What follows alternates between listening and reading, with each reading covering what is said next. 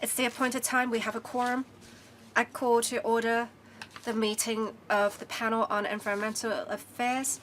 The first agenda item is information papers issued since the last meeting. Since the last meeting, the Secretariat has issued one information paper, the details of which are set out in the agenda. Agenda item number 2, items for discussion at the next meeting. The next regular meeting will be held at 10:45 in the morning on 31st of March. On Monday, the administration proposes to discuss the two following items. A, improvement of environmental quality in Hong Kong, and B, the Stockholm Convention on Persistent Organic Pollutants, the third Hong Kong implementation plan. Specifically, on the improvement of environmental quality, it would cover Victoria Harbour water quality, air quality, as well as some waste to energy or waste disposal facilities that would cover the IPARC 1 and West New Territories landfill extensions, as well as the Northeast New Territories landfill extensions. Do members agree to discuss the two aforementioned items? I see no objections. Now, on this session's work plan. Ms. Judy Chen and I met with the Secretary for Environment and Ecology, and we discussed a work plan. The work plan, in its preliminary form, is included in the list of outstanding items for discussion. Members, please note that there may be changes to the specific timing of the discussions of the relevant items, depending on circumstances. Agenda item number 3, producer responsibility scheme on plastic beverage containers and beverage cartons. Let's invite representatives of the administration to come inside the conference room. We have in attendance Secretary for Environment and Ecology, Mr. Jie Chin-wen, Dr. Samuel Cho, Director of Environmental Protection, Mr. Kenneth Ching, Deputy Director of Environmental Protection Waste Reduction of the EPD, Mr. Steve Wong, Assistant Director, Waste Management of the EPD, Mr. David Lai, Principal Environmental Protection Officer, Waste Management and Strategy of the EPD. When you're ready, please brief members on the paper, Secretary. Thank you, Chair. Thank you, members. The producer responsibility schemes, PRSs, are an important policy tool in the waste management strategy. This enshrines the principle of polluter pays and the element of eco-responsibility. These are implemented with a view to avoiding and reducing the environmental impacts caused by the relevant products. We have specific PRSs for different products and their respective legislative frameworks. We have consulted the panel in November of 2023. We have been drafting the bill. It is about to be completed. Before that, we are going to consult members of this panel. If we receive member support, we will submit the bill within the first half of this year to the Council. The PRSs, there will be a common legislative framework. I am very sure that many are interested in how this common legislative framework works. So we'll communicate with you the ideas today, and we hope to have members give us some feedback. We're still consulting the relevant stakeholders. Before we submit the draft bill, we will consult the panel again. I will now ask Mr. Kenneth Ching to report on the common legislative framework for producer responsibility scheme, as well as the PRS on plastic beverage containers and beverage cartons. Thank you. The Secretary has talked about the principles and the vision of the PRSs. We have, for plastic shopping bags, waste, electrical and electronic equipment, and glass beverage containers, the relevant PRS is fully implemented. Under the Product Eco-Responsibility Ordinance, we do have some operational details set out, but for the different PRSs, there are some similarities. That's why it was announced in the 2024 policy address that the government would introduce an amendment bill to establish a common legislative framework for PRSs applicable to different products to facilitate the future inclusion of some other products to be regulated. The proposed common legislative framework will set out the general operational mechanism for PRSs and the responsibilities of relevant stakeholders. The operational details applicable to individual regulated products will be prescribed in the respective subsidiary legislation, thereby implementing each PRS through a more efficient legislative process. On the 28th of November 2023 and the 5th of February 2024, we have consulted the panel on environmental affairs and the Advisory Council on the Environment on the proposals, and members of both the panel and the council have expressed their support. For the regulated products, in future, the Secretary for Environment and Ecology may add or revise the regulated products by amending the proposed new schedule of the PERO Product Eco-Responsibility Ordinance. With reference to the relevant stakeholders' adoption timeline and other circumstances, we will launch the PRSs for plastic beverage containers, beverage cartons, EV batteries, vehicle tires, and lead-acid batteries in future. This will facilitate stakeholders to take a more active role. It will also allow us to enhance efficiency and cost effectiveness of the recycling arrangements. We are implementing the new PRSs based on a market-led approach. For this purpose, we will also make some amendments to the PERO so that we have a licensing mechanism for the waste recovery disposal facilities for waste plastic, waste beverage cartons, waste EV batteries, and waste vehicle tires.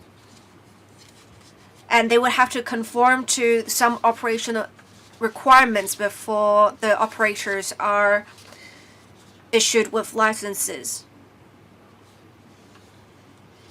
In future, we would not have landfills or transfer stations accepting or disposing of vehicle tires. In turn, that should increase the recycling rate.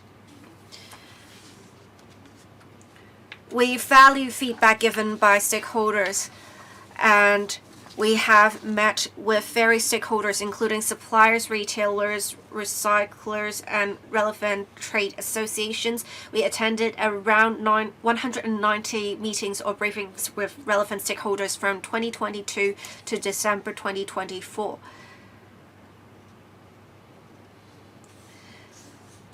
Let me now turn to the PRS on plastic beverage containers and beverage cartons, the preliminary ideas of the framework. You can see in this diagram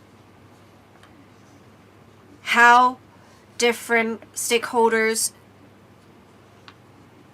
would work to recycle such products, and I'll talk about the respective roles and responsibilities of the different stakeholders in due course. For the scope of the scheme, it will cover beverage products with volume ranging from 100 milliliters to 2 liters that are contained in plastic beverage containers or beverage cartons. Now, for the definition of beverage, it would cover those that are consumed right away: water, soft drinks, tea, or dairy drinks, or drink beverages that may be consumed upon dilution or mixing, say concentrated juice. For suppliers, they are manufacturers and importers who engage in the business of distributing regulated beverage products in Hong Kong. Before they distribute the relevant products, they must register as a registered beverage supplier before distributing the regulated beverage products. They are also required to register the regulated beverage products they distribute and put a designated logo on their products. Every 6 months, they are required to submit returns on the distribution quantity of the registered beverage products to the EPD. They have some recovery targets that they have to meet. So either they have to conduct self-recovery, or they have to engage some operators to help them recover the relevant products. But there will be exemptions. Say for distributors, say overseas distributors will only distribute a small amount of such products at some exhibitions. They will be given exemptions. Also, for some small suppliers that have recurrent operations in Hong Kong, we will waive their responsibility to submit producer responsibility plans or the annual audit reports. That is to lower their compliance burden.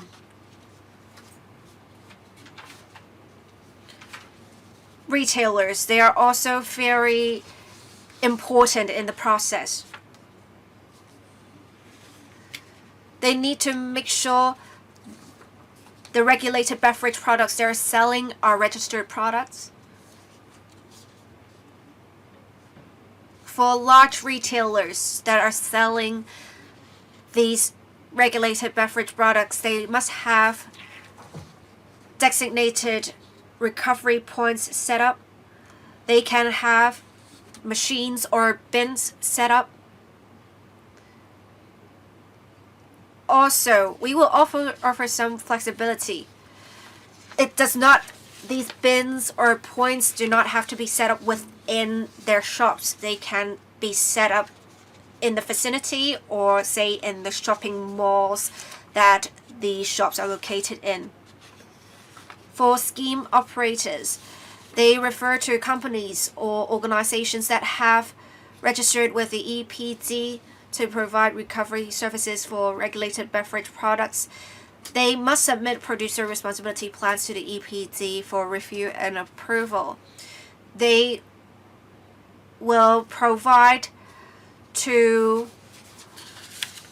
the beverage suppliers the recycling services, and they would help the suppliers meet the relevant recovery targets. Now, for the specific recovery points,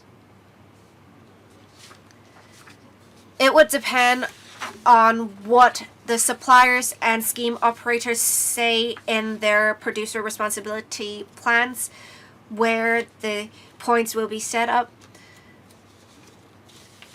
As I said earlier, there will also be return points in the large retail shops. In specific government venues, such as public housing estates or leisure facilities, some of such points will also be set up. The scheme sets out that for each plastic beverage container or each beverage carton, no less than 0.1, that is 10 cents of rebate, should be offered. On recovery targets, we have reference to the current recovery situation and stakeholder circumstances. We will set lower targets at first. For phase 1, plastic beverage containers, the target will be 30%. For beverage cartons, 10%. We will have reference to the actual situation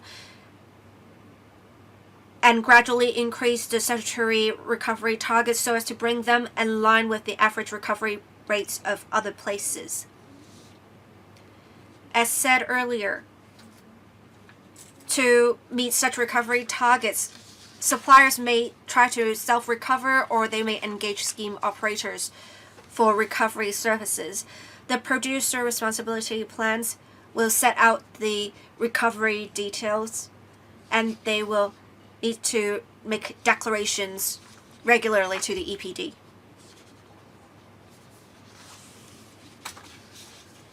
To make sure there's adequate time to set up a recovery network, we will implement the scheme in phases.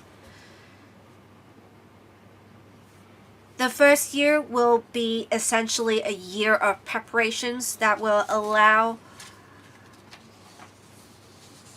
the trade to make sure they have enough time to prepare, get rid of existing stock, and for the government to set up some baseline data and promote to the public the relevant scheme. We will also have a grace period. During the grace period, there would already be responsibility to recycle the relevant products, but then we will not enforce the law just yet because we want to give some time for people to adjust. We will provide support to stakeholders if necessary. Finally, I would like to say that we're going to take this opportunity to also introduce technical amendments to the PCR ordinance as well as the PCR plastic bag regulations. And these are technical amendments, and they are supposed to streamline the payment for financial penalty by introducing FPS or other e-payment options. And so the technical amendments as well as the proposals for enacting the common legislative framework will be submitted to LegCo in due course at the same time. Right, we now enter into questioning time.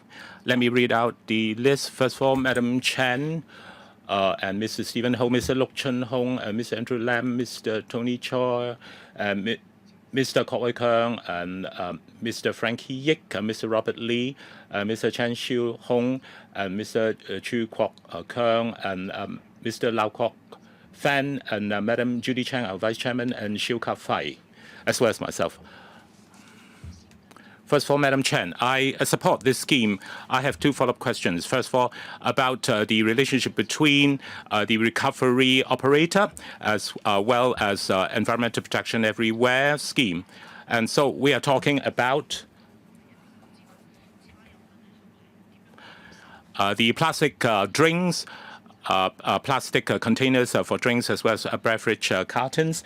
And so we're talking about the relationship between green at community as well as the recovery operator, because the green net community scheme is not subsidized by taxpayers' money, and the recovery operator, they are operating on business principle. And so I'm worried that there may be a competitive relationship between the two. And so we have to be concerned about whether the recovery operator can get sufficient business so that they can balance their books. And so how can you strike a balance between the recovery operator and the green the community scheme? And the government, I'd like to know whether it will support the recovery operators. And also, how can you avoid vicious competition between the two? And also, paragraph 16 of the paper says that if the recovery operator is to be engaged by the producers, then they will have to fulfill certain responsibilities. Actually, the responsibilities are rather full spectrum. And certain people from the relevant industry says that this is not fair, and this might deter small-scale operators from joining the trade. And so I'd like to know from the government, how are you supposed to encourage recovery or potential recovery operators into joining the scheme? And also the statutory recovery rate. At present, for the initial target for the recovery rate is 10%. It is really on the conservative side, and it probably is because of lack of awareness among the members of the public. And for so many years, in spite of environmental education, very little is mentioned about the recovery of plastic containers for drinks. And so we are worried about the landfill sites being filled up by these containers. Now that public awareness has increased, and how can the government ensure that recovery operators as well as green community scheme can work hand in hand for the benefit of Hong Kong? And how do you plan to gradually raise the recovery rate from the initial target? First of all, about the recovery target, about the relationship between the green community scheme and the recovery operators, I'm going to defer to my colleague. Now, concerning the paper cartons for drinks, our initial target for recovery is 10%. At present, in the market, we're talking about 1% recovery only. And so, in year number 1, we already require them to increase the volume by 10 times. And you can see that in Hong Kong, compared to overseas markets, Hong Kong really has a very wide diversity of sales outlets. And so it is rather difficult for recovery rate target to be raised more than 10%. And we believe that a phased implementation and phased increase of the recovery target is more appropriate. And you can see that as we move along, we are going to gradually converge with international standards, and we're going to gradually raise recovery rate target because we want the scheme to be implemented smoothly. And so the initial target being 10% as proposed is already 10 times that of what the market is right now doing. I'm going to defer to my colleague to talk to you about the relationship between green community and recovery operators. Thank you, Madam Chan, for your question. Now, concerning the recovery operators as well as green community, the two actually work hand in hand, because whether it is scheme operators or suppliers, they have the responsibility to provide at least 10 cents of rebate. And so the economic incentive for doing recovery actually is rather strong. As for green community, it is actually to award green points. And at present, for each bottle is less than 10 cents. And so we do not believe that there is direct competition between the two. Now, for green community, it is really a network that really conveniences members of the public to participate in recovery. And some of the housing estates and housing courts actually have got their own green community devices. So it is really convenient for certain housing courts or housing estates, if interested, to set up their own green community devices so that the residents can very conveniently recycle the plastic bottles. Now, if members of the public do not mind the 10 cents difference, and they actually do not mind donating their bottles to green community scheme, then can always talk to the green community authorities and work out green community recovery options. Indeed, I support the direction that producers should bear responsibility. However, if you look at paragraph 9 of the electoral paper, you see that there are 3 issues, because definitely the cost will be transferred to consumers. And I think you must have communicated with the producers on this.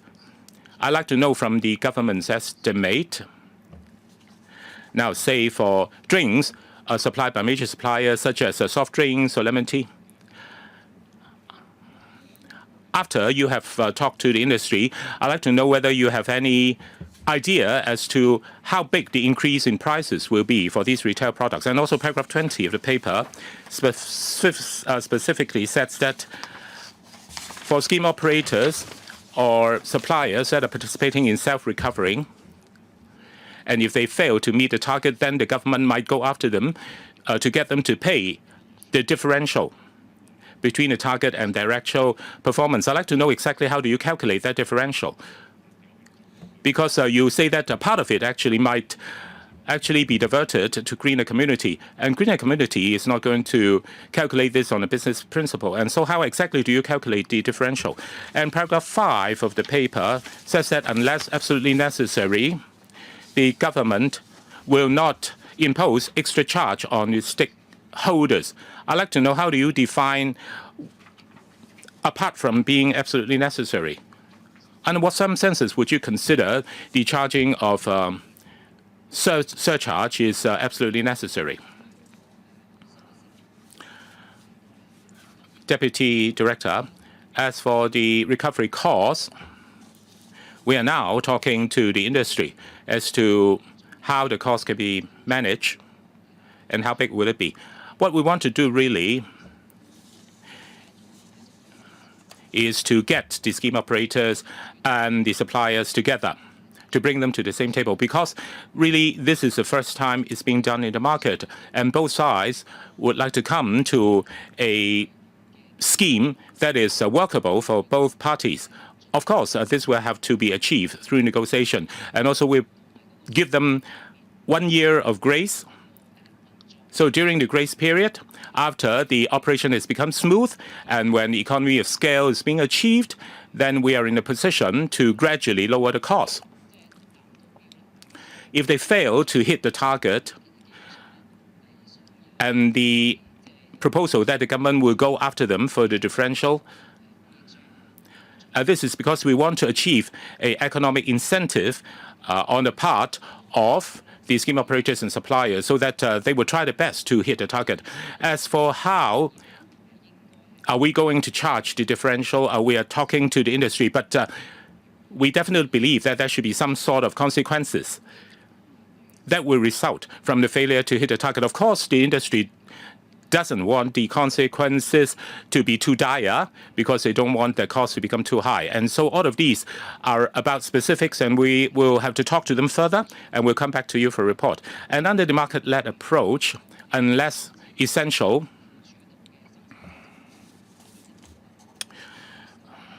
we're not going to impose any levy on under this scheme, as we have done with the recovery of computers and electrical appliances. Now, in future, there might be products that are considered suitable to be implemented in the market, but we do not believe that the chance is too high. So if you are doing recovery service, then this might affect R&D by small-scale industry stakeholders, because there may be a group of students that have already come up with a new design or a new product, but they cannot do recovery because of lack of resources. And here you say that you are going to try not to impact on small-scale operators. I'd like to know exactly how are you going to achieve that, because we don't want this really to impact small-scale operators too much, or R&D of small enterprises too much. Now, if this is only for exhibition and this is only for marketing purpose, and therefore it will only be done so for a short period of time, then they will be exempted. Now, what about after the marketing period is over, after the promotion is over, and really have to get into production now? Say I have to produce 30,000 units of my new design. How is this going to be exempted from impact? Now, if every year the distribution volume is, say, below a certain level, then they could be exempted, and we can sleep on this further. Under the scheme, even if they're exempted from recovery, certain administrative costs, for instance, the submission of a producer responsibility proposal and also their audit report on their recycling and recovery work, will also be exempted. It seems that he is not sure about the numbers. Please give the information to me after the meeting. I think what they want to do is to get the legislative framework in place first. Now, as for specific requirements on specific products, such as tires and other products, I think they're going to hammer them out in due course. I'm sure when you come to enacting the bylaws, you have more specifics ready for us, and so please submit them to us in due course. Mr. Luk Chung Hong. We are now talking about a common legislative framework for PRSs and the PRS on plastic beverage containers and beverage cartons. I would like to follow up on what Mr. Stephen Ho said. Say for a small scale operator, they may only have a small workshop, they may only have a grind for making soy milk or soy products, grinding soybeans. What would happen to them? Can you elaborate? They still have the responsibility of recovering their products. Do they still need to submit the relevant documents? Do they need to meet the relevant recovery targets, or do they just put out, say, a bin to try to encourage people to recycle? I think they should be more lax with smaller companies. Is this the direction you're going to take? On parallel goods, we have a number of parallel food and drinks, well, specifically drinks. It's not that we don't allow parallel goods at all. It's just, well, essentially there are goods that are imported by a non-official distributor. Do they still need to slap on the relevant labels? Otherwise, they would be illegal. Say, for parallel Coca-Cola, is the official distributor in Hong Kong going to be responsible for the relevant producer responsibility or not? Thank you. Secretary, we're just talking about some preliminary proposals. We have some flexibility with the operational details. For the small suppliers, we want to make sure we provide the right support to them. For the small suppliers, they still have the responsibility of recovering the products. If they have a small batch, then the cost shouldn't be that big. They can engage an operator to recover, say, 30,000 bottles out of the 100,000 bottles they produced, but they wouldn't have to submit the producer responsibility plans or submit the audit reports. So we have raised certain requirements.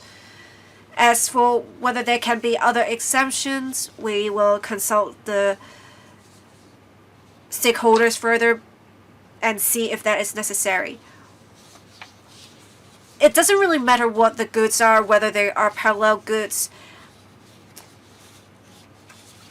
The suppliers need to make sure the labels are put on the products, and the products have to be registered.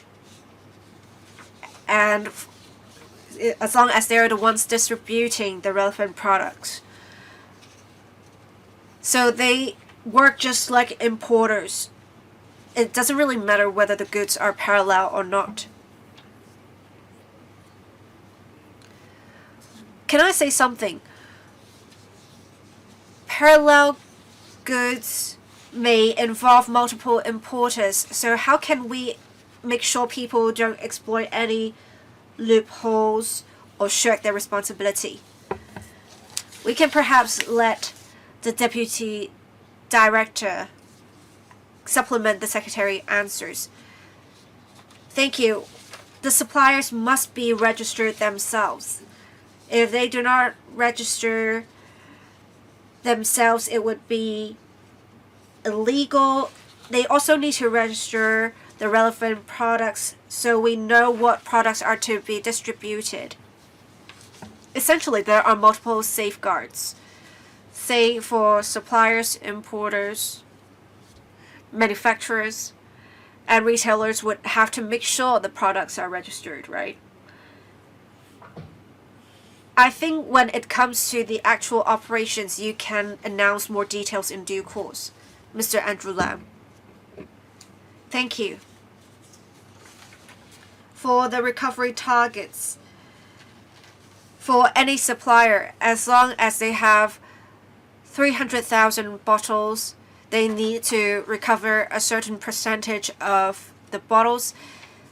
They may recover the products themselves, or they can engage operators or work with non-profit organizations to recover the products. If they cannot meet the targets, they can adopt various channels to make sure they can meet the recovery targets, perhaps by collecting bottles just anywhere. Would you agree that in a way it is not producer responsibility? It is just that producers need to purchase a set number of bottles to meet the recovery targets, and that would do. Is that it, Secretary? I think it's just a way of phrasing it. For producer responsibility, they can adopt different ways, but the responsibility is the same in order to meet the specific producer responsibility. Any follow-up questions? So they do not need to recycle their own bottles. They only need to recycle a set number of containers or cartons, right? Say for plastic bottles or beverage cartons, would there be, say, a market of trading the relevant products then? So is it the case that when they meet the recovery targets, they do not require the suppliers to recover their own products? Correct.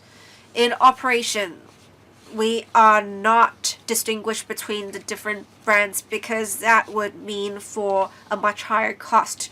We just want to achieve our policy intent through such. So we only impose a target on the numbers. Okay, any follow-up questions? If not, I would say this is almost like carbon trading. Next, Mr. Tony Tse. Thank you. I support the proposals because this helps us go green. That would also help the development of the recycling industry. It can facilitate them. It will also facilitate public participation. I have some questions. There's always a cost with recycling. As for whether that is transferred to consumers, we'll leave it to the market to decide. But if the relevant stakeholders do not comply with the requirements, there will be penalties. Some may be harsh enough that stakeholders would want to improve their recycling process. So we need to make sure at least the penalties are harsh enough to push people to do that. On responsibility.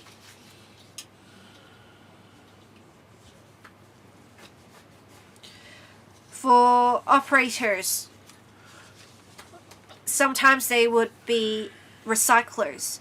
We need to make sure the responsibilities of different parties are clearly delineated for suppliers, manufacturers, importers, or operators.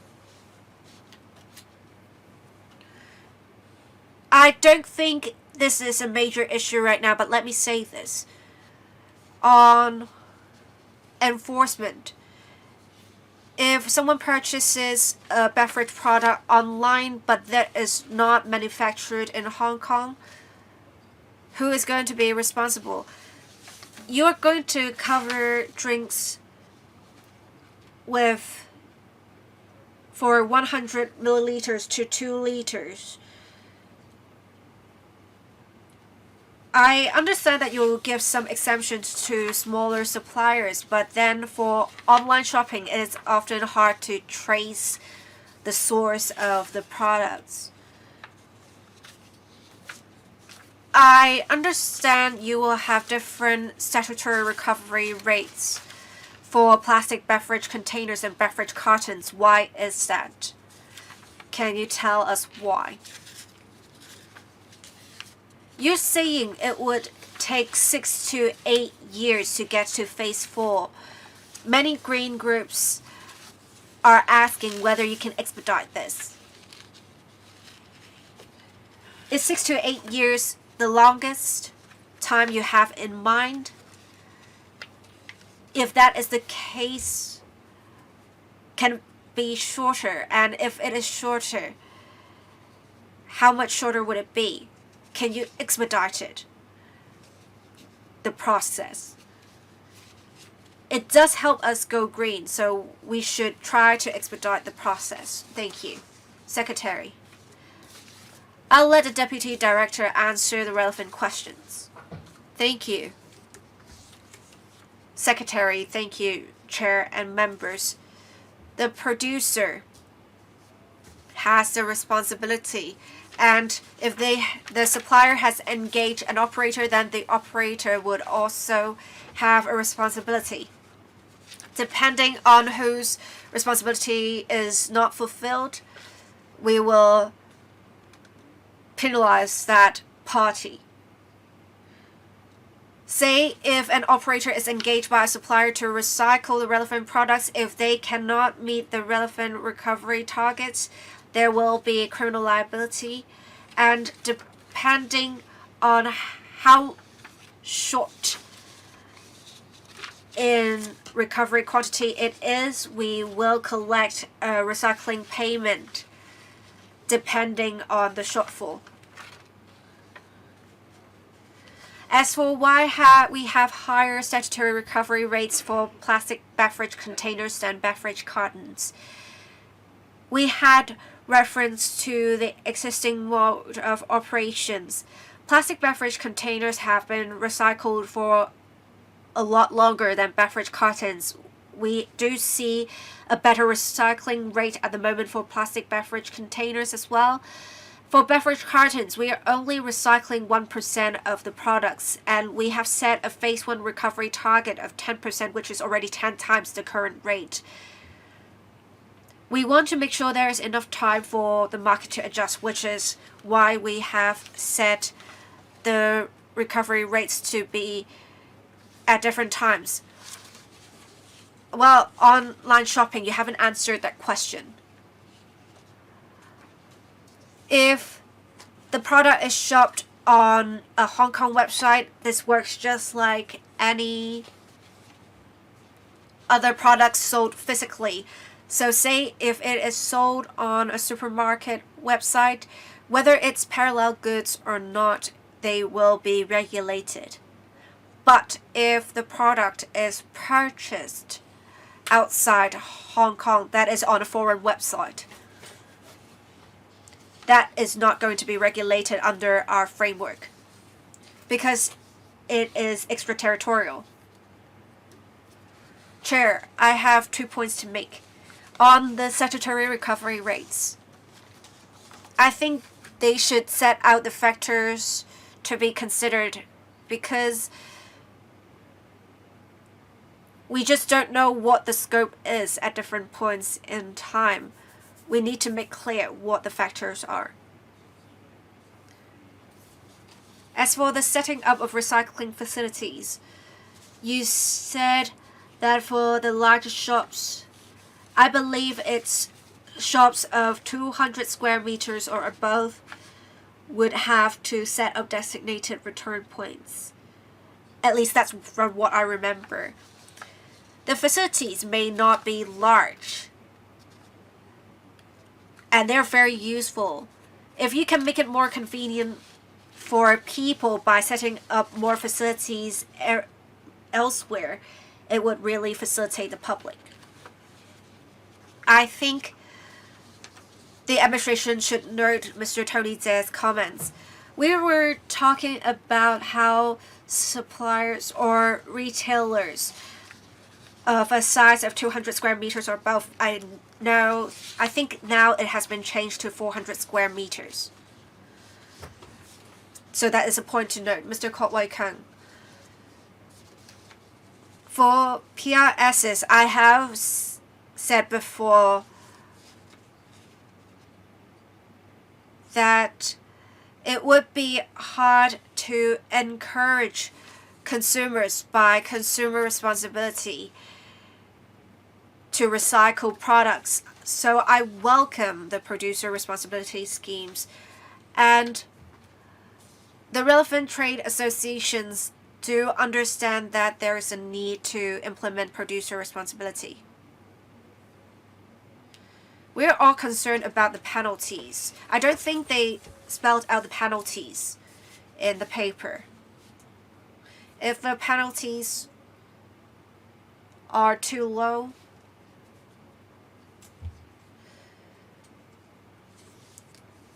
the producers may just pay the fine rather than recycle. But if the penalties are too high, it may be too harsh. How can we strike a balance? When will the administration provide the relevant details? If you have the details, can you elaborate on them? In phase 1, we'll have statutory recovery rates of 30% and 10% for plastic beverage containers and beverage cartons. The current recycling rates, respectively, are 14% and 1%, and in the end, we should have at least 44% and more. But then at community stores right now, we have collected some plastic products, and the plastic products are recycled, but then when they're recycling, they are not reporting the results to the government. So I think you may be able to guess what I'm saying. For operators, are they trying to exploit the loophole that they are selling the quotas as well as the products in future? If they do not do anything and they are just collecting payment from the suppliers, I don't want that to happen.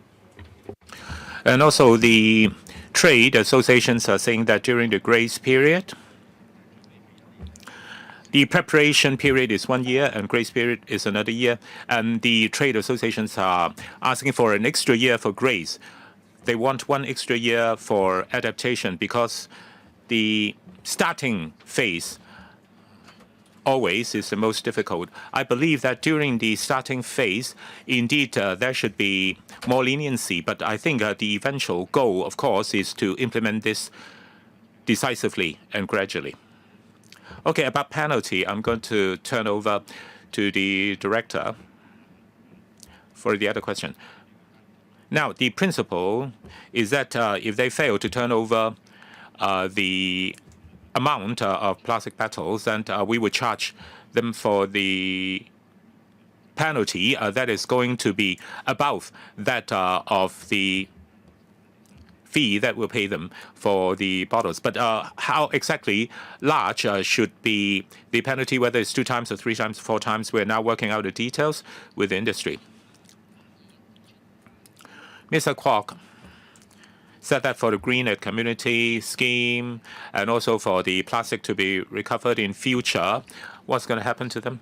Now, at present, the plastic recover under the green community.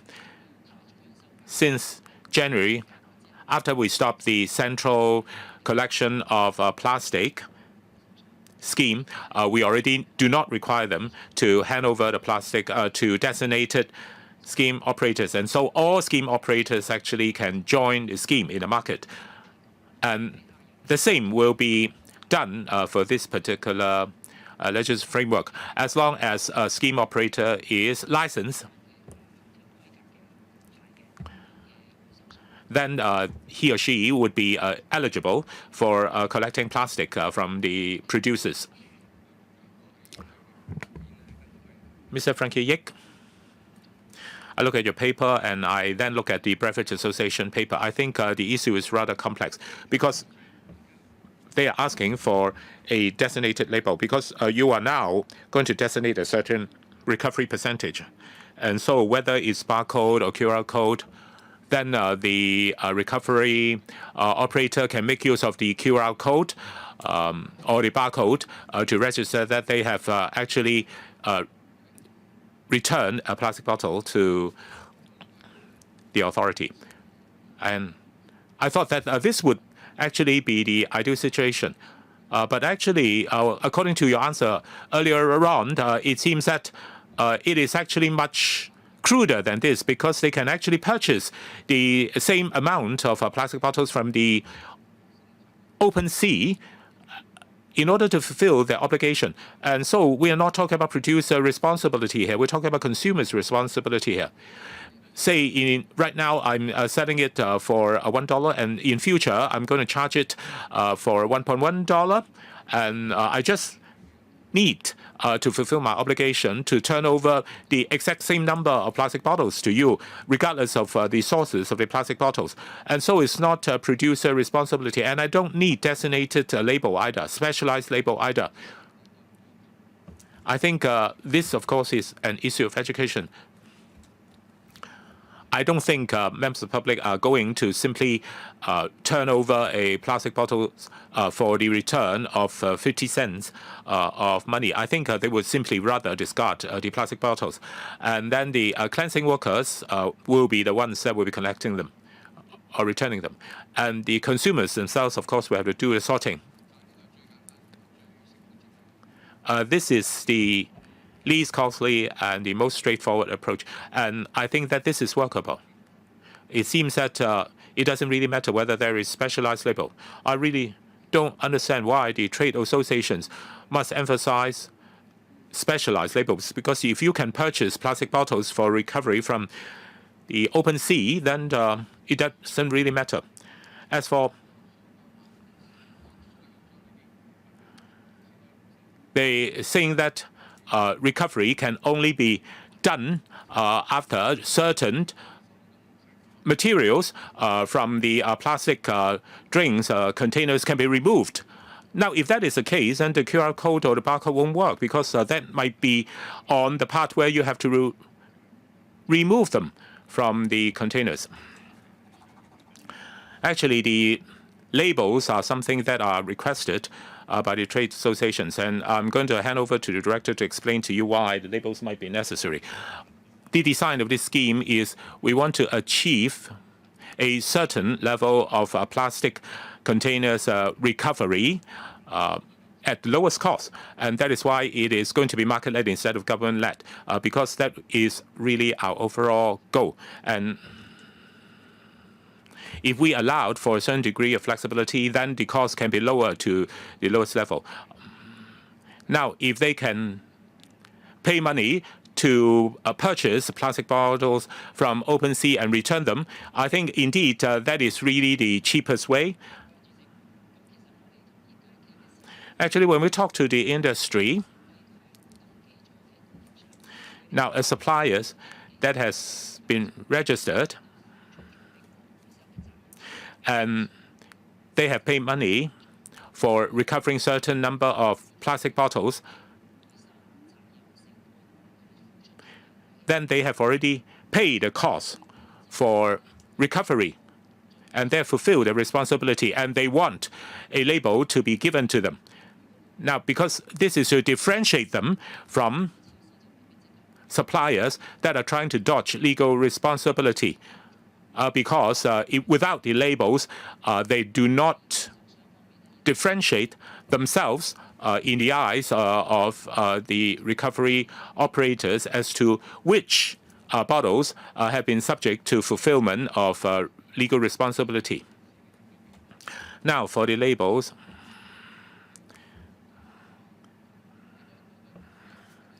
I think actually it really deviates from your original intent, because there is no need for that. Say I import 1 million bottles, and then I turn over 500,000 bottles to you, and it doesn't matter where the bottles come from. And actually, I can purchase them from open sources, and it doesn't really matter where the bottles come from. The trade associations or the industry want the labelers or the labels because they want the retailers to know what plastic bottles have been subject to fulfillment of environmental producer responsibility obligations. So this is not mandatory. In the course of negotiating with the industry is now asking for a way that would really differentiate legitimate plastic bottles with plastic bottles that have not been subject to fulfillment of legal responsibility. Now, concerning the amendment that is being proposed and being put before us, I support it. But the paper doesn't. The paper does say that there will be phased implementation of the recovery target. It says that for plastic beverage containers, the initial target will be set at 10%. At present, in the market, is less than 1%. Now, even though this will be done in phases, in the achievement of recovery target, what gives you the confidence that given the market recovery rate at present being so low, members of the public as well as the industry will be encouraged to really gradually up the recovery rate to meet your target? Because it seems that the incentive that is really offered under the scheme is not strong enough. And so what gives you the confidence? Of course, you have talked to the stakeholders, talked to the industry many times, talking to the major suppliers and trade associations. And you have done over 200 such sessions of communication between 2022 and 2024. And it seems that you have taken care in hearing views from the industry. So after your communication with the industry, what do you think is the biggest challenge for the business sector in meeting the legislative requirements? And if you can identify that, what are you going to do to alleviate that challenge, to mitigate that challenge? And are you going to set up task forces or a head of committee to really monitor the impact on the industry, to gauge the level of impact on the industry, to make sure that the scheme can proceed smoothly? Secretary, first of all, I explained to you why we believe that this goal actually is sensible as well as practicable. And the rest of the issues will be dealt with by the director. Indeed, in the market, the prevailing recovery rate is 1%, and the number of networks is really quite small. And we are using the same network for collecting plastic bottles, also for collecting plastic beverage containers. And it's subject to the payment of $1 of rebate. And we believe that the present recovery rate is low is because the number of collection points for recovering plastic beverage containers is too small. And we are saying that the proposal is that the rebate is at least 10 cents. And that is on an at least basis. However, the 10% recovery rate is mandatory. And because the scheme operators can always have the discretion to offering larger rebates if they feel that the 10% rebate is not motivational enough. And the recovery target of 10% is mandatory, and this will put pressure on the operators or the suppliers to recover and collect the amount that will hit the target. Otherwise, the penalty would be on them. Indeed, we have done many sessions of communication with the industry, and they have given us a lot of detailed information. On a whole, they do support the producer responsibility scheme. The biggest concern of theirs is this. Because this is the first time a market-led approach is being introduced. And in the past, for glass bottles, basically what they did was to pay a levy, and then they didn't have to worry about the cost anymore. The rest will be done by other parties. Now we are trying out a more realistic and more practicable recovery rate, and also we are granting them a grace period that is going to really mitigate the challenges that they feel. And these are the two issues that they're most concerned about. Of course, we'll continue to talk to them.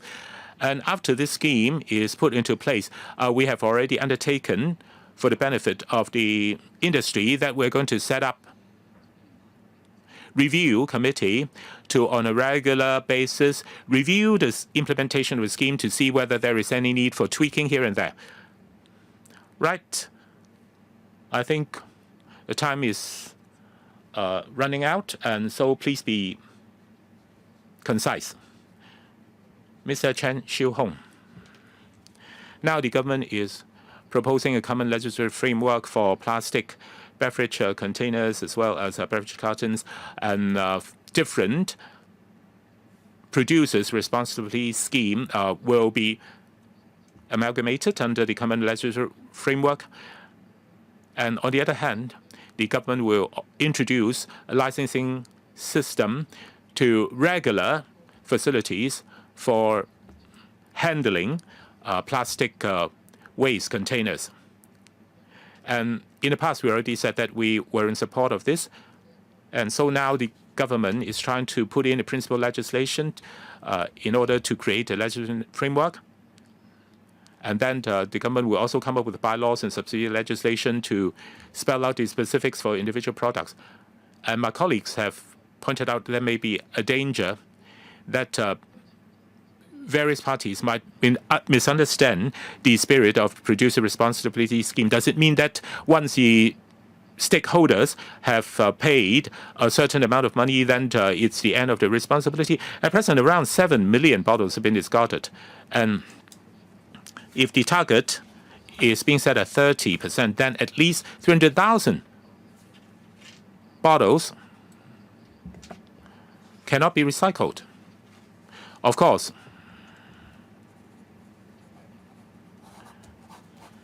cleansing workers or recycling agents together with the green community scheme would gradually increase the recovery rate. Say after a certain period of time, like 6 months or 1 year, it will be up to more than 30%. And gradually, providing 10 cents of rebate, the starting phase really is viable, because we are talking about changing people's habit. And once they've gotten used to the new arrangement, then gradually you might be in a place to increase the rebate to more than 10 cents, especially since this is discretionary on the part of the recyclers. And also, if they fail to meet 30%, then they always have the option of increasing the rebate to more than 10 cents, because they really need to find sufficient number of plastic bottles to turn over to the authority in order to hit the target. And also, if they fail to meet this legal responsibility, it might hurt their business reputation. And so I think such a proposal really is workable, and that's why I support it. But I'm also concerned that there may be loopholes that may be exploited. I do not see any right now, but say for different producers, they would have to meet the recovery rates. We want to make sure, say for the 7 million bottles, we need to collect at least, say, 3 million bottles. Well, please observe the time limit, member. I want to also talk about designated return points. Can the different shops share a single return point? We also have shops selling, say, soy milk that they sell on their own. They have different sizes, and it is said in paragraph 23, for small size suppliers that operate regularly in Hong Kong, they will be given some exemptions. How do you define small size suppliers? They may be exempted from administrative requirements, say submission of producer responsibility plans and annual audit reports. How do you find out suppliers' production quantity in advance? Please be brief. If you cannot give the detailed answers, please give a written reply in due course. Mr. Ching, we would allow for sharing. If there are 2 supermarkets, it is possible for them to seek our approval for sharing designated return points. We do have that flexibility. As for small size suppliers, we would have reference to the quantity that where they would distribute. We will confirm in due course who will be defined as small size suppliers. You do not have that figure in mind just yet. No, we do not. We would ask suppliers to declare their production quantity, and if they can't recover the products on their own, they may engage an operator to meet the relevant recovery targets. Thank you. Mr. Chu Kok-keng. Thank you, Chair.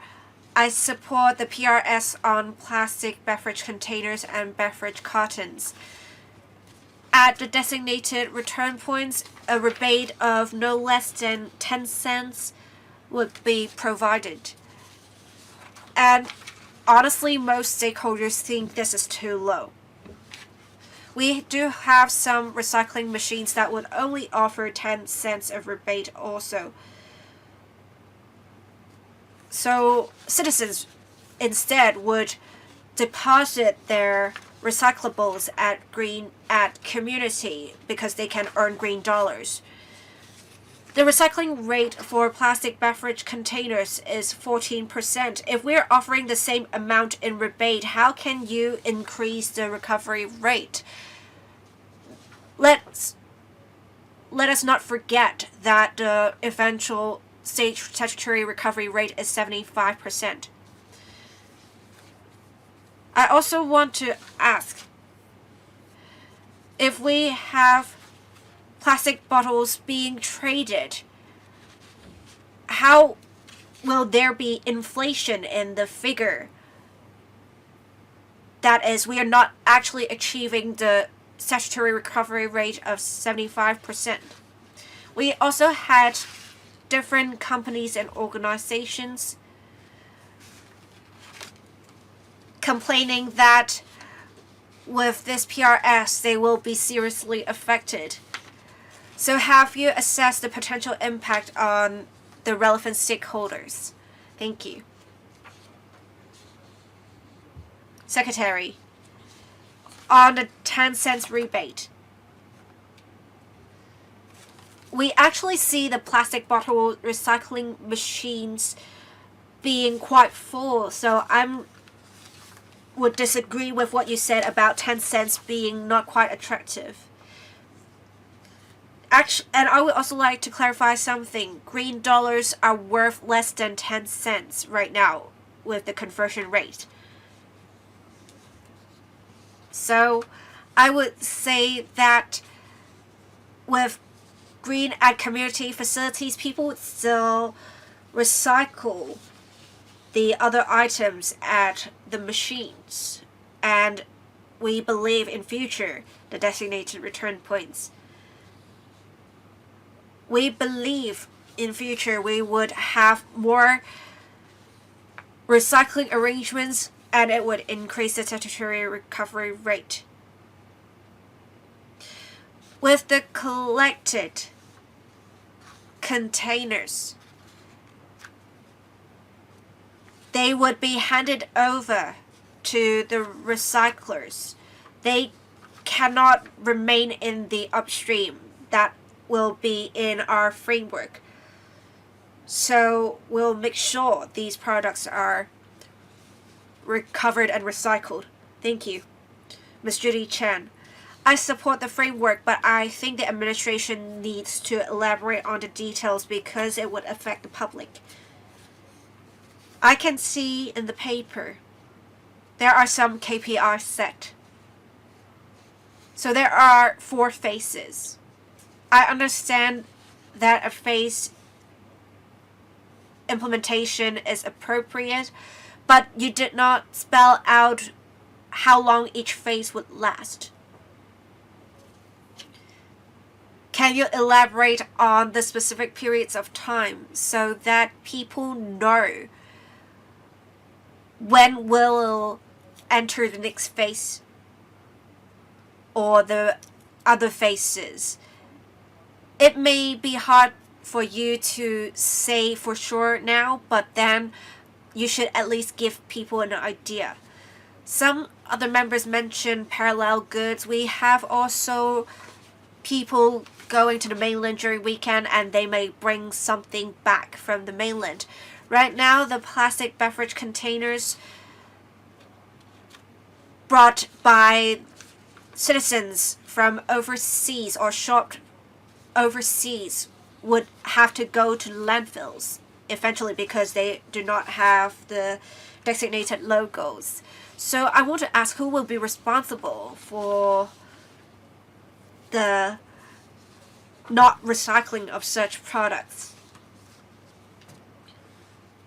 I also want to ask, who will bear the costs exactly? Is it the manufacturers or the recyclers for the recycling services? Thank you. As I said earlier, we only have the preliminary proposals. We need to consult the stakeholders further, and we will report to the council before we actually submit the draft bill. We talked about the whole 4 phases being achieved in 6 to 8 years. This is because we still need some grace period. So we expect that the grace period would be about 3 years and each phase would be about 1 year. If we have good recovery rates, we can shorten the period. If we see the stakeholders facing difficulties, we will extend the phases. I'll let the Deputy Director answer the remaining questions. Who will be responsible if they do not meet the recovery targets? We would say this, the producers would of course have the principal responsibility. However, if they pay operators to provide recovery services, since they have paid the operators, their responsibility, the main responsibility at least, lies with the operators. But then the producers aren't without responsibility because the producers would of course have transferred the costs to consumers.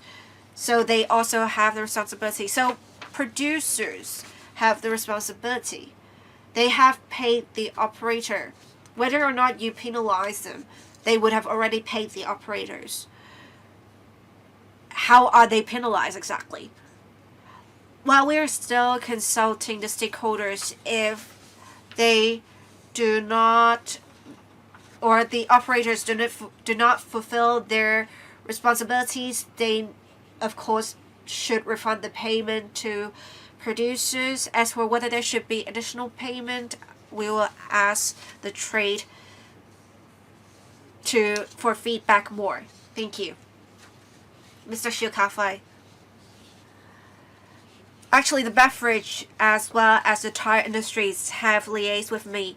The beverage industry, I think, express general support for the proposals because for the additional costs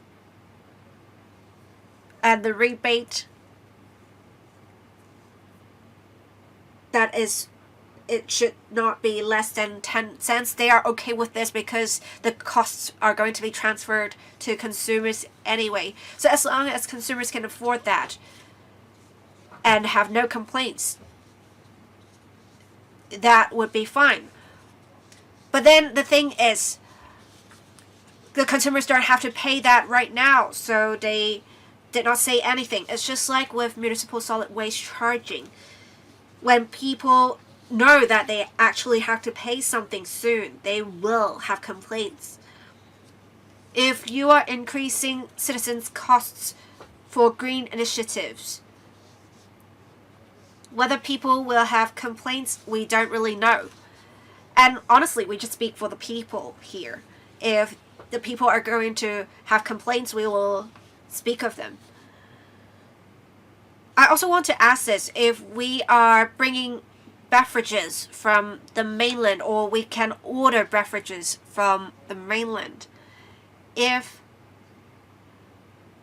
beverage products are imported properly, they will need to put logos, they would need to engage the recovery services. Of course, the producers won't be bearing the costs themselves. They would transfer the costs to consumers, so the prices of local products or imported products would be higher, so people would be more likely to purchase non-regulated beverage products online or just bring them from the mainland.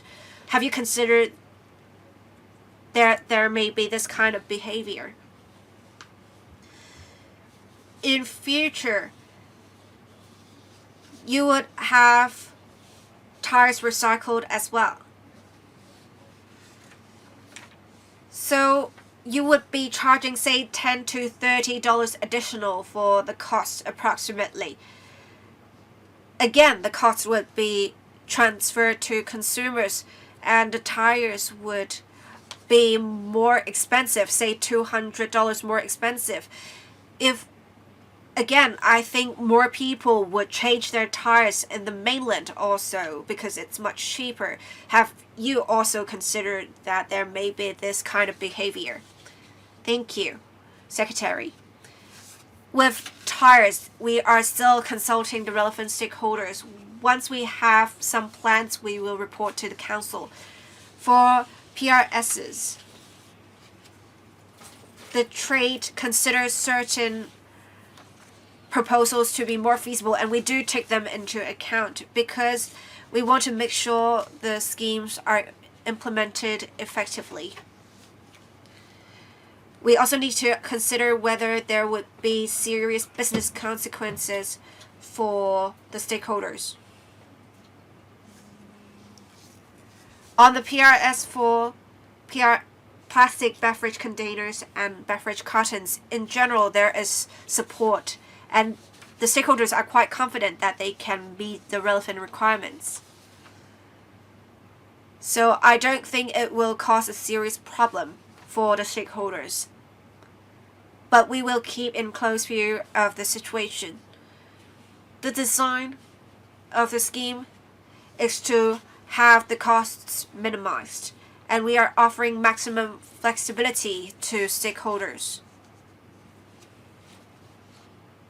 Some are concerned that beverages would be much more expensive in future. That is why we have set a relatively low rebate amount so that the market will not be impacted as much.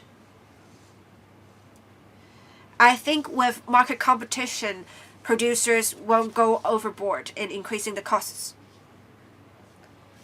I want to say this. So we have in 2029 full implementation. In 2027 and 2028, the stakeholders would have to make preparations. I think that is not enough. You need to give them one more year. I think the administration notes the comments of the member. Next, Mr. Chen Hucken. I support the government's proposal to provide a common legislative framework for producers' responsibility scheme and also the producer responsibility scheme for plastic beverage containers and beverage cartons. If you look at it from a macro point of view, the common legislative framework is really to help implement a true producer responsibility scheme and also to turn waste into wealth. In the past, the government took the lead. Now, with this new proposed common legislative framework, it becomes a market-led approach. for plastic beverage containers. On one hand, it will save government's money, and also it gives a message to society that environmental protection actually can be money-making. And so we hope that this scheme can really add new impetus into our economy. I think we should move faster on the part concerning plastic beverage containers and beverage cartons. Actually, this was first mooted when Madam Liu Xiaotong was the Secretary for Environmental Protection. And so that was a very long time ago, and I think the government should move fast on this. Now, concerning the plastic containers for drinks, now the government is trying to introduce a market-led approach to give effect to producer responsibility scheme. Now, what about glass bottles? Now, is it possible to also have some sort of a market-led approach for that part of our waste as well? Because this might get across or come across to the business sector that this actually could be money-making. And also, I understand that in due course, the producer responsibility scheme is to be extended to EV vehicles, batteries, and so on and so forth. I think the EV batteries are really something that have to be dealt with urgently, because the first-generation EV vehicles are now due for being phased out. And I think there must be a piling up of waste batteries for first-generation EVs, and so you have to deal with this as soon as possible. Otherwise, this would become a huge eco-issue, because these batteries cannot be exported and they cannot be easily handled and managed within our own factories. I think the government really should have some sort of a timeline for this, and please let us know exactly what your timeline is. So 2 questions. First of all, about glass containers. Whether this can also be turned into a market-led approach. Indeed, if the market-led approach for plastic containers is proven to be effective, then we definitely will have a look as to see whether it can be extended to glass bottles as well. As for EV batteries, we do see the urgency, and a factory for recycling EV battery is now under construction. And next year, we are going to propose legislation to introduce producer responsibility scheme for EV batteries. And we will really talk to the industry to see whether this can be further expedited. Any further follow-up questions? No? Then it's my turn. First of all, I support the proposed common legislative framework. We can see that the producer's responsibility scheme used to be applied to plastic bags and also to glass bottles and so on and so forth. And 5 other items will come under the producer responsibility scheme. And now, with the common legislative framework, then from now on, every time a new product is to be added to the PC or the PRS, then a subsidiary legislation will be enacted instead of having to amend the principal legislation every time. And also, if the penalty becomes too stiff, then this might create difficulties. At present, the recovery rate also is 10%, and the initial target is 10%. If you set the recovery rate target to be too high, then this would put too much burden on members of the public as well as the suppliers.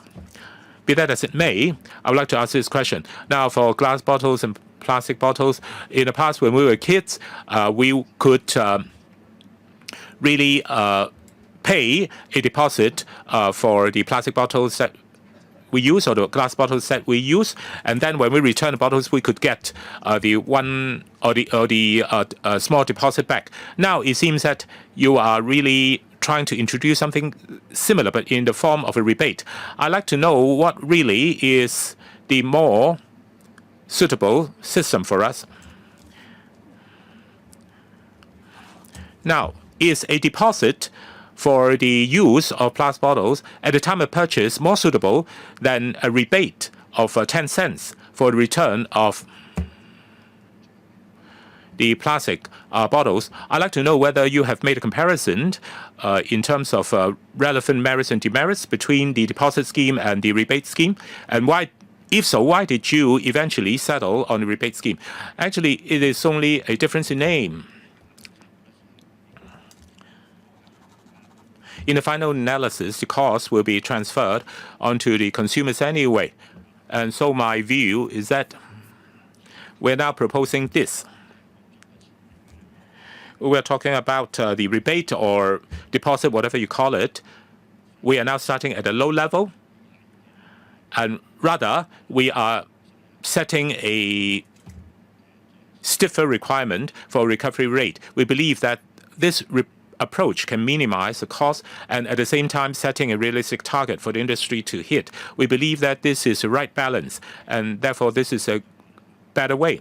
Of course, some people may say that whether it's a deposit or a rebate, and if the amount is set at $1, then it would create a stronger financial incentive.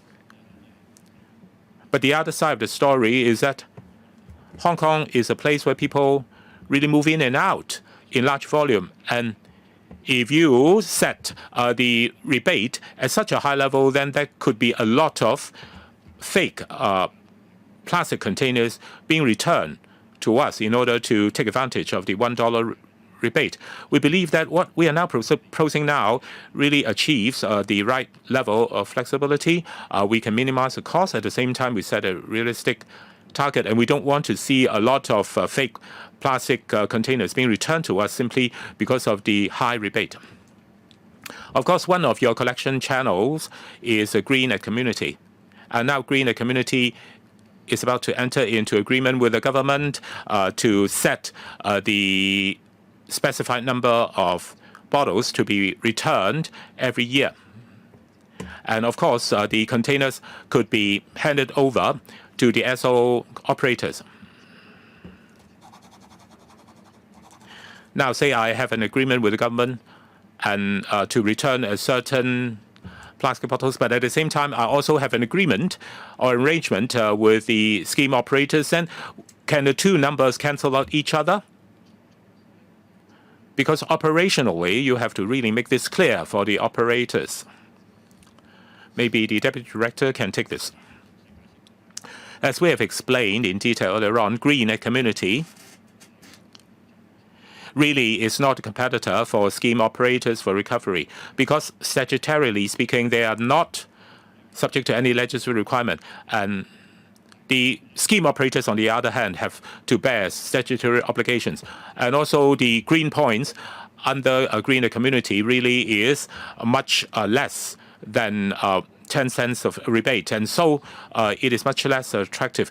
The Green Community scheme really is to really supplement the scheme operators or to complement the scheme operators in order to achieve a greater level of collection and recycling. And they are not meant to compete with each other. And scheme operators can work with convenience stores, can work with malls, and can also work with a Green Community. So is it that if I return a certain number of bottles to scheme operators, then it would really cancel out the number that I'm required to submit to the government? Now, in the market, if there is already a very comprehensive system for recovery, then we would be in a position to lower the requirement. We don't want the Green at Community to compete with scheme operators for something that is of market value or business value. And right now, for Green Community at housing estates, they would collect plastic bottles because we want to provide outlets at various points in our community to collect plastic bottles at the convenience of residents. And if scheme operators see the need, then they can always cooperate with Green Community. If indeed a certain number of bottles is being returned to the scheme operators, then we would count that as part of the obligation that the producers have to meet in order to meet legislative requirements. Okay, so we are exhausted. We have exhausted our questions, and we have wrapped up our discussion on this item. So this is about the proposed common legislative framework. Now, we move on to next item on the agenda. Proposed amendments to Schedule 3 to the Mercury Control Ordinance. Let's ask the officials to step in. Madam Wong, Deputy Secretary and Deputy Director of Environmental Protection, Madam Mao, and Ms. Dr. Wong, Principal Environmental Protection Officer, and Mr. Leung Wai-man, Principal Environmental Protection Officer, and Mr. Lee, also Principal Environmental Protection Officer, will be here to assist our discussion on this. Let's get the officials to come in, and let's wait for the Deputy Secretary to get seated. 主席。 Thank you, Chair. For the 4th and 55th meetings of the Conference of the Parties COP to the Minamata Convention on Mercury, we have some amendments adopted. We have to implement such amendments. Therefore, we are proposing amendments to the Mercury Control Ordinance, Chapter 640. The convention is an international convention to protect human health and environment from harmful effects caused by the anthropogenic emissions and releases of mercury and mercury compounds. The PRC has ratified the convention and became a party to the convention. Therefore, the convention also applies to the HKSAR. It applies to the regulation of mercury-added products and regulated manufacturing processes. In 2021, we enacted and endorsed the relevant ordinance to impose permit control on the import and export of mercury and mercury mixtures and the keeping and use of mercury mixtures and mercury compounds, prohibit regulated manufacturing processes in which mercury or mercury compounds are used, prohibit the manufacture, import, export, and supply of various mercury-added products.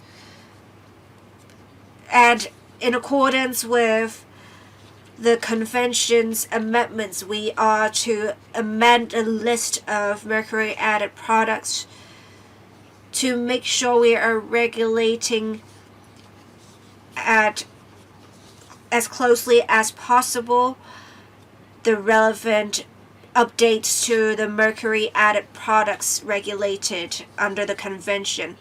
In 2022-2023, at the 4th and 5th meetings of the COP to the convention, the parties adopted to gradually phase out 16 types of mercury added products, including 15 types of various products that would relate to fluorescent lamps, as well as mercury vapor lamps and cosmetics that exceed the limit of mercury content. The PRC has ratified the relevant convention by depositing an instrument for acceptance on 31st of October 2024. Once the amendments enters into force for the PRC, they would apply to the HKSAR concurrently. We now propose to include the 16 types of mercury-added products in Part 1 of Schedule 3 to the Ordinance so that they are regulated under the Ordinance. We have conducted market surveys in early 2022 and consulted the industries by letters in September 2023 and October 2024. We have not received any objections. We believe the proposed amendments will not affect the industries. Later on, we will submit by negative vetting the proposed legislative amendments in the second quarter of 2025. I will now ask Dr. Vanessa O, Deputy Director of Environmental Protection, to brief members on the proposed amendments. Thank you. Thank you.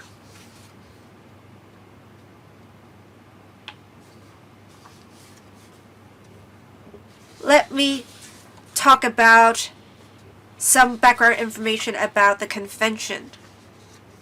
We have 151 countries that have signed the convention. That would include China, USA, Korea, Japan, India, etc.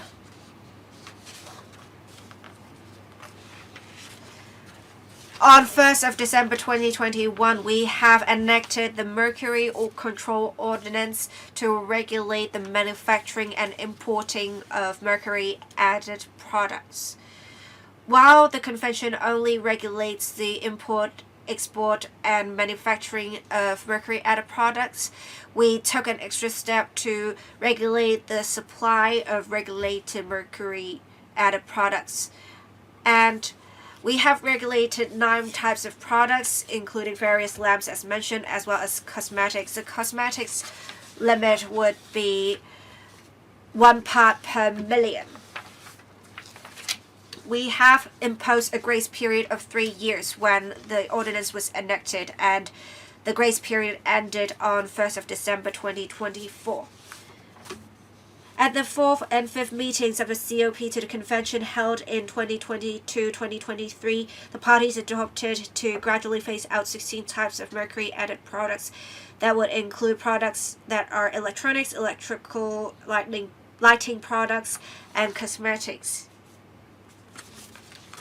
On 31st of October 2024, the PRC deposited an instrument for acceptance of the amendment adopted at the 4th COP meeting.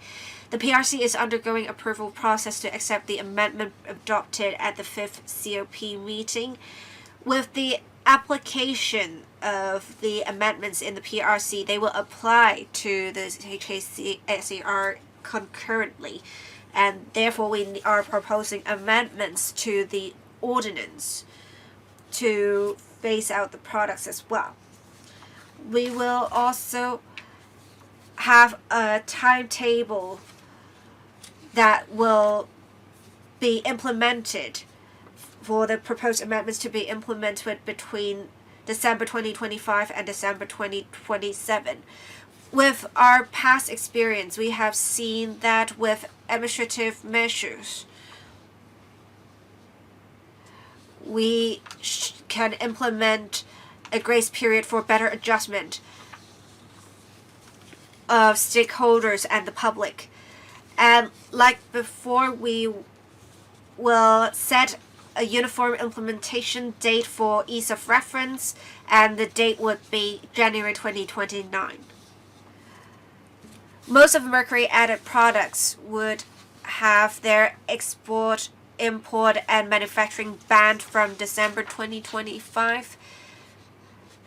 For item 15, it has 2 different dates, as you can see here, December 2026 and December 2027. We also have a different date for the prohibition of supply of mercury-added products. At the 5th meeting of the COP to the convention, they have adopted a resolution to phase out the upper limit of 1 part per million for regulated cosmetics, and therefore we are prohibiting cosmetics that have added any mercury content in manufacturing. However, the convention said specifically that they would not phase out cosmetics, soaps, and creams that have trace amounts of trace mercury contaminants.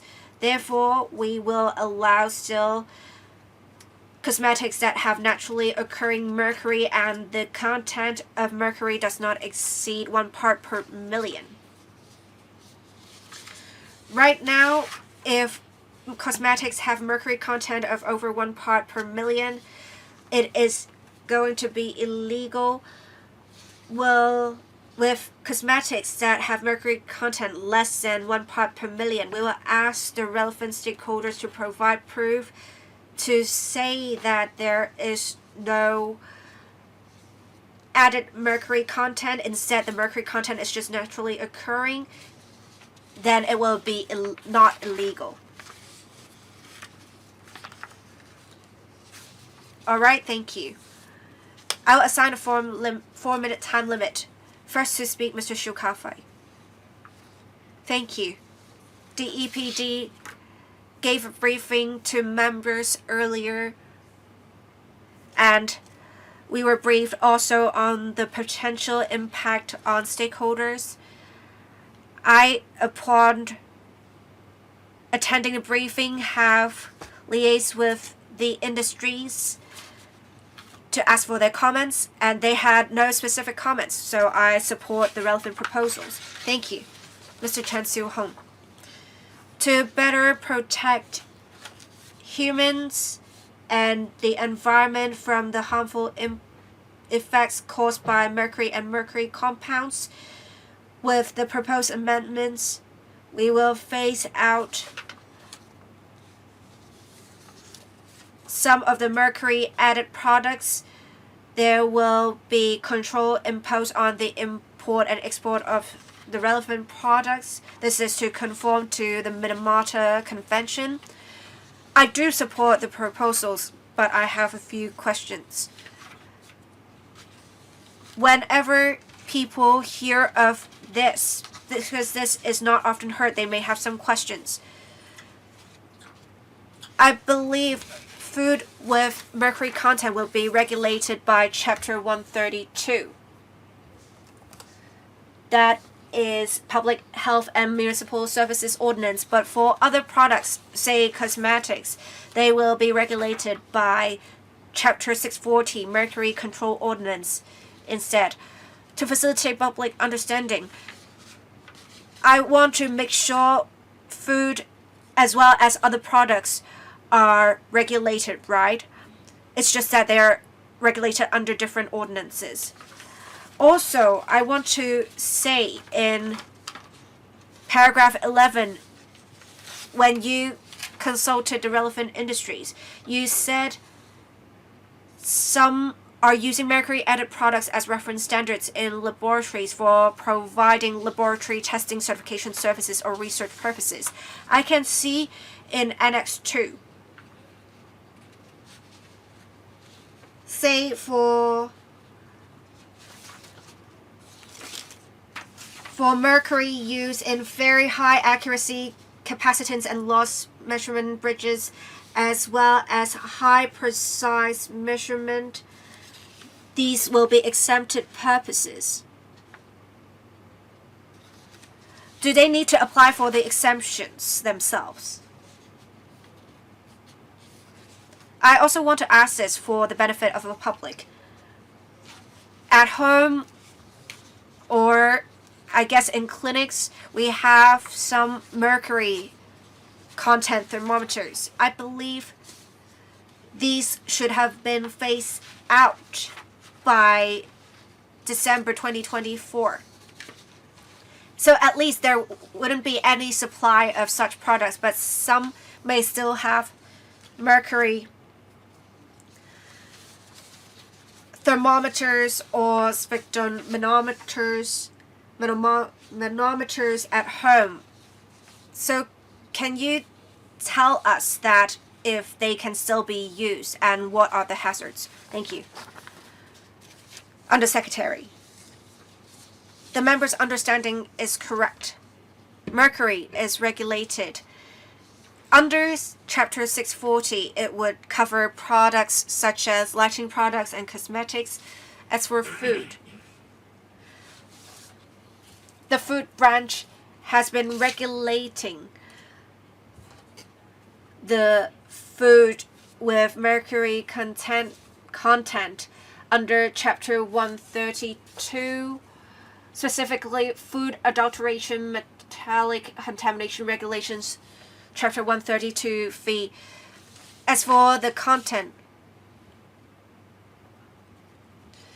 it should be 0.001 to 0.5 ppm. The Department of Health also has relevant regulations for mercury content in food. The convention granted some exemptions, and we have included them in the schedule of the annex to the paper. So these are exempted. We are regulating import, export, supply, and manufacturing of mercury-added products. But we're not regulating the use of mercury-added products by the public or professions, but we believe the products will be phased out gradually. If they are still using the relevant products, that will not be illegal. Let me talk about the exemptions arrangements.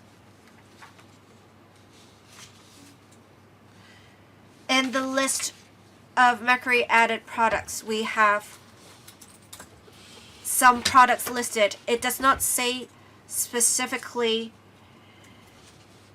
what kind cannot be used outside of the requirements. We also, the member mentioned electrical and electronic measuring devices. If they are conforming to the relevant standards, we will allow it. If we have received information that a device is illegal, if the standards are met, they do not have to specifically grant exemptions, we would allow them to use such. I would like to ask another question that is of concern to the industry. The paper says that concerning the restriction that cosmetic products shouldn't contain mercury, they have expressed concern because the convention allows that cosmetic products that contained less than one within 1 million mm of the materials can then be exempted from the convention as long as the materials are from natural sources, not being added into the product as additives. Now, so my question is, say for a product, it contains less than 1/1 million parts of mercury, but the mercury actually comes from natural sources, not an additive. Is it difficult to prove that? Indeed, we've got ISO certificate 22176 for this because it really provides a framework to regulate good manufacturing practices for cosmetic products. Now, as long as a manufacturer meets the ISO 22176 for good manufacturing practices, then that is already good enough for proof to the Environmental Protection Department that the mercury is really not an additive. I think the industry operators or the manufacturers or retailers, they're concerned about their business reputation. Of course, they don't want the consumer public to see that their products actually contain any harmful level of mercury.